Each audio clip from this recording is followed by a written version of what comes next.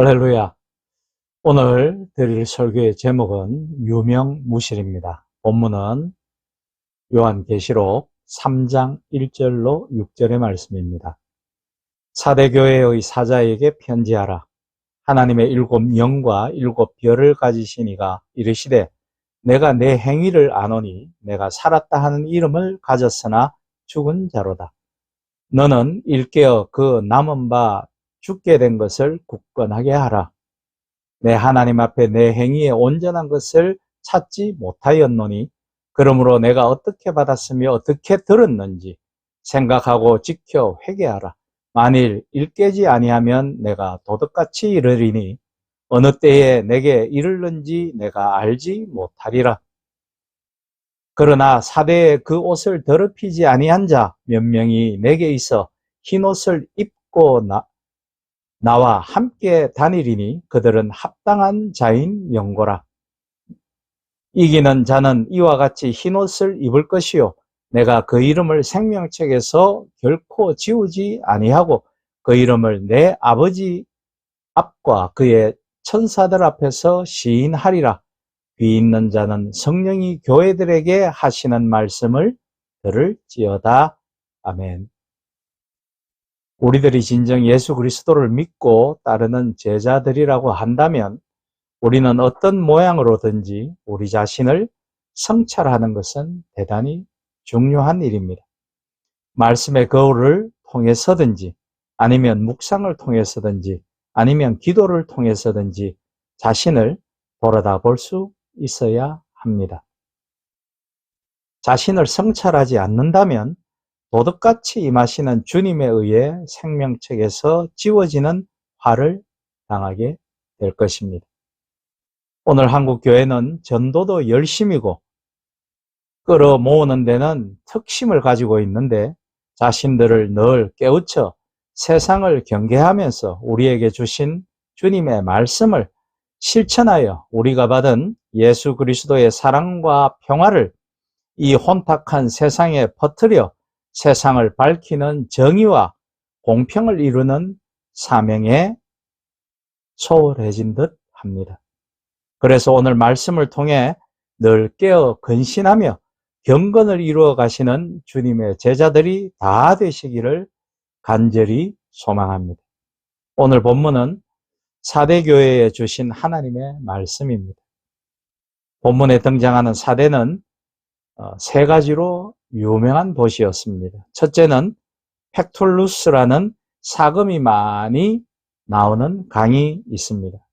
둘째는 도시의 삼면이 절벽인데 그곳에 성을 세웠기로 외적을 방어하기에 아주 용이한 천연 요새였죠. 셋째는 그들이 섬기는 우상인 위대한 어머니 신인 시벨레를 모신 도시입니다. 이만하면 부러울 것이 없는 지상 낙원과도 같은 도시였죠. 그러한 풍요로운 부와 강한 방어력을 자랑하던 사대도 페르시아의 고레스 왕에 의해 무너지게 되었고 이후 알렉산더에 의해서 또다시 침공당하게 되었습니다. 그리고 이후에는 지진으로 인해 도시가 완전히 붕괴되었죠. 금이 흐르는 강도, 천연적인 요새도, 시벨레 여신도 하나님의 역사 앞에서는 속수무책으로 무너졌던 것입니다. 이들의 게으름과 죄악이 심판을 가져온 것이라고 보아도 무방할 것입니다. 이와 같은 사대의 도시 상황 가운데 복음은 저들에게 구원의 희망으로 자리 잡았을 것입니다. 전쟁으로 무너졌던 경험, 지진으로 폐허가 되었던 경험이 기독교 복음이 뿌리 내릴 수 있었던 단초가 된 것이겠죠. 우리나라도 마찬가지죠. 우리나라에 복음이 들어와 뿌리를 내릴 수 있었던 이면에는 일제의 식민지 통치와 6.25 사변을 통한 파괴와 가난이라는 그 절치부심의 한이 토양이 될 수 있었겠죠. 그 잿더미를 토양으로 하여 복음이 꽃을 피웠던 것입니다. 희망의 복음이 되었던 것이겠죠. 이 절망의 땅에 말이죠. 사대에도 이런 상황이 복음을 뿌리 내리게 하였던 것입니다. 그렇지만 여기에서 조심해야 할 것이 있습니다. 그 지역을 장악하고 있었던 악한 영이 반드시 역사할 것이기 때문입니다. 사대도시에 뿌리 박혀 있던 악한 영은 무엇입니까?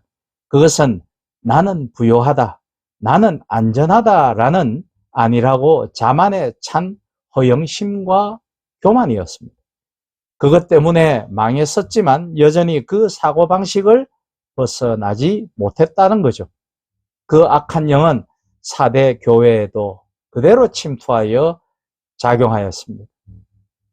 도시의 악한 영이 교회에도 작용하는 것입니다. 세상이 악해지면 교회로도 그 악함이 침투하기 마련인 것입니다. 부요하면 하나님의 복을 받은 것일까요? 예수 그리스도를 영접하면 일시에 구원이 완성되어지는 것입니까? 이것은 우리들만의 교만한 그리고 안일한 착각이라는 생각은 안 해보셨습니까? 축복의 착각, 구원의 착각을 확신으로 잘못 알면 이는 굉장히 심각한 결과를 초래하게 됩니다. 한국 교회가 이미 그렇게 되고 있은 지가 오래된 듯합니다. 믿는 자들에게 있어서 믿음과 행함은 결코 분리될 수 없습니다. 살아있는 믿음은 그 행위로서 자신의 믿음의 진정성을 증거할 수 있어야 합니다. 히브리서 11장 1절로 2절의 말씀에 믿음은 바라는 것들의 실상이요 보지 못하는 것들의 증거니 선진들이 이로써 증거를 얻었느니라 라고 되어 있습니다. 우리가 간절히 바라고 믿고 소원하면 바라는 것이 이루어진다라는 뜻입니까? 그런 뜻이 아니라 우리가 바라는 것이 우리의 삶의 행위를 통해 내 삶의 겉으로 표면으로 삶으로 실상으로 나타난다라는 말씀이죠. 성도들은 하나님의 나라를 사모하는 자들입니다. 이처럼 하나님의 나라를 사모하는데 그 행동이 하나님의 나라와는 전혀 다르게 하나님의 나라를 사모하는 것 같지 않고 오히려 세상에서 물질이나 명예나 권력을 추구하고 세상의 삶을 추구하여 바라고 산다면 그 사람을 믿음의 사람이라고 할 수 있을까요? 그래서 믿음은 바라는 것들의 실상이라는 말은 우리가 정말 믿고 바라는 것이 우리의 삶 가운데 그대로 나타나는 또 그것이 실상으로 드러나는 것, 그것이 진짜 믿음이라고 이야기하는 것입니다. 계시록에 나오는 7개의 편지는 마지막 시대를 살아가고 있는 성도들을 마귀가 어떻게 유혹하고 미혹하고 시험하는지에 대한 메시지를 주는 말씀입니다. 그런 면에서 사대교회에 내가 살았다 하는 이름은 가졌으나 죽은 자로다 라는 말씀을 오늘을 살아가는 우리의 모습일지도 모른다는 것을 깨달았으면 합니다. 거기에 오늘 설교의 제목인 유명무실, 이름은 있으나 내용은 없는, 우리가 크리스찬이라고 교회는 다니나 우리에게 그 어떤 경건도 없고 그 어떤 사랑과 화평과 정의의 실천도 없는, 결론적으로 살아있는 믿음은 3절의 말씀과 같이 듣고 그 말씀을 기억하고 그 말씀을 지키고 회개함으로써 항상 깨어 있어야 한다라는 것이죠. 3절의 말씀, 그러므로 내가 어떻게 받았으며 어떻게 들었는지 생각하고 지키어 회개하라. 만일 일깨지 아니하면 내가 도덕같이 이르리니 어느 시에 내게 임할지는 내가 알지 못하리라. 이 3절에서 중요한 단어가 4가지가 있습니다. 어떻게 들었는지 생각하고 지키고 회개하라 라는 말씀이죠. 성도들이 살아있는 믿음을 지속해서 유지하기 위해서는 늘 진리의 말씀에 가까이 있어야 되고 들어야 합니다. 생각하라 라는 말은 헬라어로 무네모니오, 즉 기억하다라는 뜻으로 말씀을 늘 되새기며 기억해야 하고, 그리고 세 번째는 기억하는 데서 그치는 것이 아니라 그 말씀을 내 삶에 비추어 지켜 나가야 한다는 뜻입니다. 그리고 네 번째는 회개할 때 영혼이 깨어있게 되고 비로소 우리의 믿음이 살아있는 믿음으로서 하나님, 우리 아버지께 영광을 돌릴 수 있게 되는 것입니다. 깨어있다라는 말은 그레고레오로 정신 차리라는 뜻입니다. 정신을 차리지 않으면 마귀와 세상이 성도들을 어떤 방법으로 미혹하고 시험하는지 알지 못하기 때문에 그 믿음이 흔들리고 믿음에서 벗어나고 잃어버릴 수 있게 된다라는 뜻이죠. 4대 지역은 한마디로 사치와 향락이 가득한 부와 명성의 도시였습니다. 물질적 풍요 속에서 4대 교회는 외형적으로는 교회가 크고 화려하고 내적으로는 교인들의 숫자가 점점 증가했지만 영적인 생명력을 상실해가고 있었습니다. 세상의 부도덕한 문화가 교회 안으로 하나둘씩 점점 침투해 들어왔기 때문입니다. 현재의 한국 교회와 비슷한 면이 있지 않습니까? 과거에는 교회가 세상을 주도하고 세상을 걱정하고 세상을 끌어안는 시대였지만 지금은 오히려 세상 사람들이 교회를 걱정하고 교회를 손가락질합니다. 그러니 믿는 성도들마저 교회를 떠나 숨어버리고 많은 시대로 변하고 말았죠. 소위 믿음은 저버리지 않았지만 교회 내의 잘못된 미신적 기복신앙과 권력 추구와 물질 숭배 그리고 만모니즘적인 행위가 싫어 많은 사람들이 교회를 떠나 저 사막으로 숨어버리는 가난한 성도가 되어버렸다는 것입니다.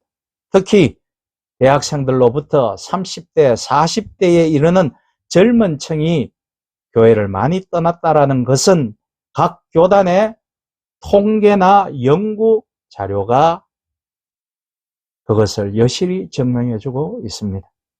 이런 모습을 볼 때 마치 4대 교회의 그것과 같다는 생각이 듭니다. 4대 교회는 거짓 선지자들의 활동도 거의 없었습니다. 외부적으로는 다른 교회들이 겪었던 황제 숭배 거부를 통한 로마 정부로부터 강한 핍박이 아주 적었던 교회죠. 그런데도 물질적인 풍요와 성도들의 안일한 믿음이 은연중에 4대 교회로 하여금 영적인 생명력을 상실하게 만들었던 것입니다. 계시록에 등장하는 7개의 교회에 주님이 공통으로 말씀하고 있는 것이 무엇일까요? 에베소, 스무나, 버가모, 두아디라, 그리고 4대, 빌라델비아, 라우디게아 교회에 공통으로 말씀하시고 있는 것은 교회의 규모나 교인들의 숫자가 중요한 것이 아니라 교회의 영적 상태가 중요하다는 말씀입니다. 주님은 4대 교회의 영적 상태가 어떤가를 돌아보고 성령의 음성을 통하여 참으로 회개하지 아니하면 너희가 심판받을 것이라고 말씀하고 있습니다. 오늘 우리의 신앙도 마찬가지입니다. 내가 몇 년 동안 신앙생활을 했고 내가 모태신앙이며 내가 교회에서 어떠한 중요한 직분을 맡았는가가 중요한 것이 아니라는 말씀이죠. 마지막 날에는 목사도, 장로도, 권사도, 집사도 주님 앞에 발가벗은 자와 같이 자신의 행위에 대하여 심판받을 때가 반드시 있습니다. 세상에서 무엇을 했느냐? 교회의 성도가 얼마냐? 대형교회, 중형교회, 소형교회 등이 주님의 관심사가 아닙니다. 그들의 영적 상태, 우리들의 영적 상태가 어떠하냐? 이것이 주님 보시기에 가장 중요한 것이겠죠. 그런 면에서 4대 교회에 살았다 하는 이름은 가졌지만 죽은 교회다라고 말씀하고 있습니다. 이름은 이때 그 내실은 하나도 없는 것이죠. 그러니 잠들어 있는 자신의 영혼을 깨워서 음란하고 패역한 이 세상에서 성령의 음성을 통하여 진리의 말씀을 듣고 생각하고 지키고 회개함으로써 자신의 영혼의 때를 준비하는 성도가 되어야 하겠습니다. 살아있다고 하는 것은 항상 깨어서 성찰하며 회개하는 삶을 사는 자가 바로 산자요, 구원받을 자격이 있는 성도인 것입니다. 구원받았다고 안전하다고 하면서 안주하는 사람은 죽은 자라는 것입니다. 내가 내 행위를 아노니 라고 하신 것처럼 일곱 등불의 빛 아래 모든 사람들의 상태는 여실히 주님께 나타날 것입니다. 그때에 흰옷을 입은 자들, 다시 말해서 자신을 더럽히지 않으려고 늘 말씀 앞에서 깨어있어 회개하며 자신을 지킨 자는 그 이름이 생명책에 있습니다. 우리가 받은 말씀 앞에서 우리 자신을 비추어 보고 회개하면서 그리스도의 장성한 분량에 이르도록 우리는 멈추지 말아야 할 것입니다. 주와 동행하면서 하나님의 풍성한 은혜, 늘 깨어있어 말씀을 실천하는 자녀라는 이름에 부합하는 은혜를 누리는 여러분과 제가 될 수 있기를 축복하며 부탁드립니다. 아멘.